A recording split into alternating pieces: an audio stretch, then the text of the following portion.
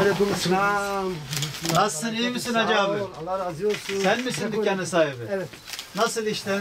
Sağ ol, Allah Nasıl? razı olsun. Vallahi, Sakarya Caddesi'ndeki çalışmaları nasıl değerlendiriyorsunuz? Vallahi şu anda çok şükür yani başladı, daha yeni başladı. Yeni başladı, işte bitecek. Numune olarak biz Numune bakıyoruz, olarak size inşallah. gösteriyoruz. Diyoruz ki böyle yapacağız. Bir bekle bakalım. Sabır. Bir sabır bakalım. Kolay gelsin. Kolay gelsin, başarılar diliyorum. İnşallah, ama bu şey bittikten sonra böyle çok caddeyi de kapatmayın. Yok, biz size nereye söyleniyorsa orada tutun ki insanlar rahat yürüyebilsin. Caddede çok rahat yürüyebilsin. Bunlar Diyarbakır'da dikilenler mi, dışarıdan da mal geliyor mu? Diyarbakır'da da dikilen var efendim, dışarıdan getirdiğimiz.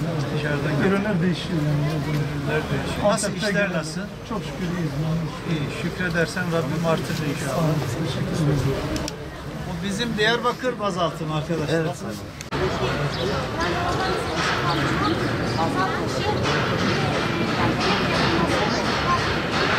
Onu yapıyoruz. Bu alan daha gelişmiş. Orada da 120 tane esnafımız var. Şimdi o esnaflarımızın da şu anda çoğu burada. Değerli basın mensupları,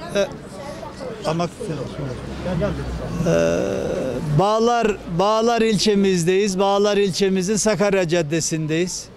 Sakarya Caddemizde bir kentsel yenileme çalışmamız var. Büyükşehir Belediyesi olarak ilçe belediyemizle beraber, Bağlar Belediye'mizle beraber Sakarya Caddemizi baştan başa yeniliyoruz. Sakarya Caddemizde 65 apartman, 337 iş yerimizi sokak sağlıklaştırması, cephe yenilemesi tamamlayarak bu bölgeyi Diyarbakır'ın, Bağlar'ın en prestijli caddelerinden, en prestijli alışveriş merkezlerinden birisi haline getirme noktasında çalışmalarımız başladı.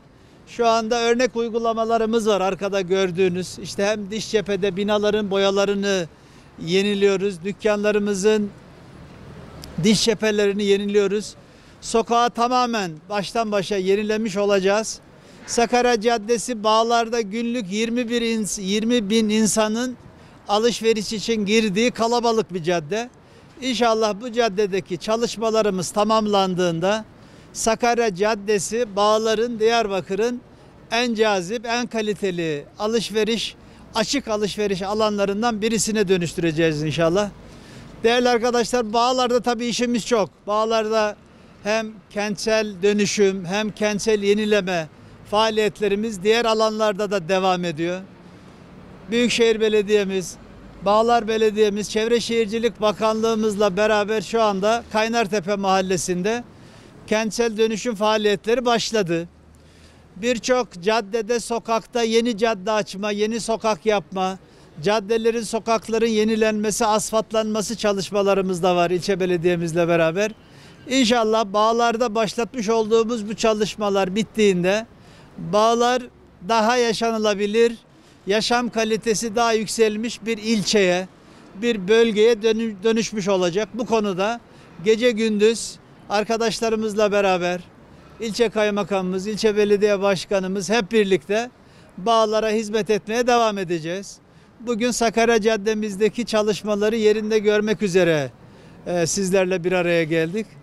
Burada yaptığımız çalışmaların Sakarya Caddesi'ndeki esnafımıza, buradan alışveriş yapacak olan vatandaşlarımız için hayırlı uğurlu olmasını temenni ediyoruz.